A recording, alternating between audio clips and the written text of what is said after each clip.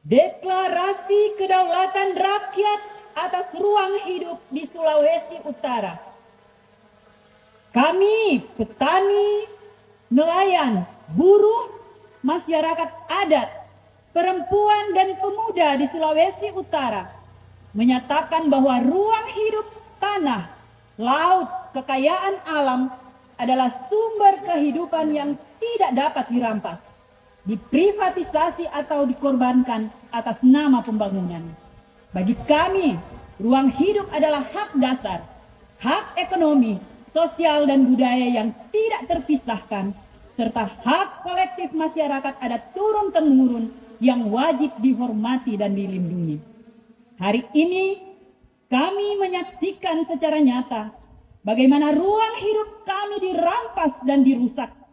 Kebun digusur, hutan ditebang, laut ditimbun, sungai dan udara dicemari. Kampung dikepung proyek, petani dan nelayan hilang alat produksinya. Masyarakat adat hilang wilayahnya. Warga miskin kota terus terpinggirkan. Perempuan, lansia dan anak semakin rentan.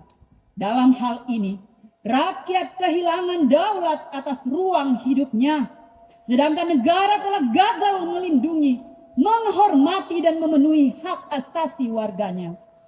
Kami menyadari bahwa perampasan ruang hidup yang terjadi adalah masalah struktural. Dari pesisir, hutan, kebun maupun pulau-pulau, masalah ini saling terhubung.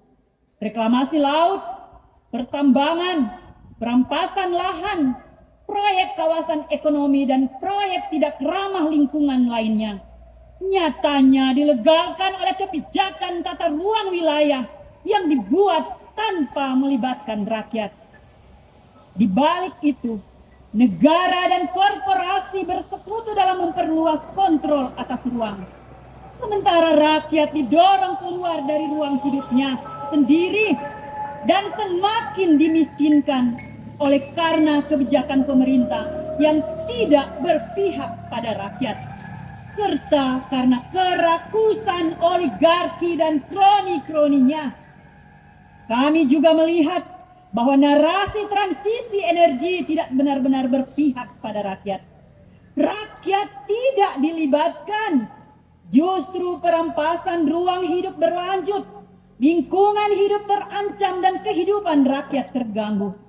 Alih-alih menyelesaikan krisis, proyek energi terbarukan nyatanya mengaburkan persoalan struktural dan krisis iklim yang semakin parah. Dalam hal ini, rakyat terus mengalami bencana iklim akibat proyek pembangunan yang merusak lingkungan hidup. Di tengah itu semua, ruang kami untuk bersuara juga semakin sempit. Rakyat mengalami penghalangan dalam menyampaikan pendapat serta kriminalisasi karena ruang hidupnya. Oleh sebab itu, otoritarianisme dalam segala bentuk harus ditentang. Militerisme ruang sipil harus segera dihentikan.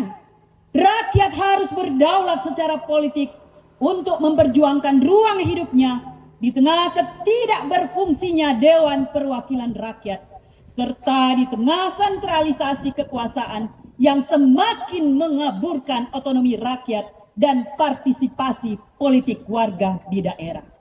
Maka dari itu, kami, petani, nelayan, buruh, masyarakat adat, perempuan dan pemuda dalam temu rakyat Sulawesi Utara menyatakan bahwa rakyat Sulawesi Utara berdaulat atas ruang hidupnya, dan untuk menghormati kedaulatan itu, hak rakyat atas ruang hidup harus dihormati, dilindungi, dan dipenuhi. Untuk itu negara harus menghentikan segala bentuk perampasan, mencabut kebijakan tata ruang wilayah yang tidak adil, serta mendorong pengakuan penuh atas wilayah adat dan wilayah kelola rakyat. Beranjak dari kedaulatan ini, kami mengajak seluruh rakyat Sulawesi Utara untuk mengkonsolidasikan kekuatan rakyat, membangun persatuan, mempertahankan ruang hidup, serta merebut ruang politik warga.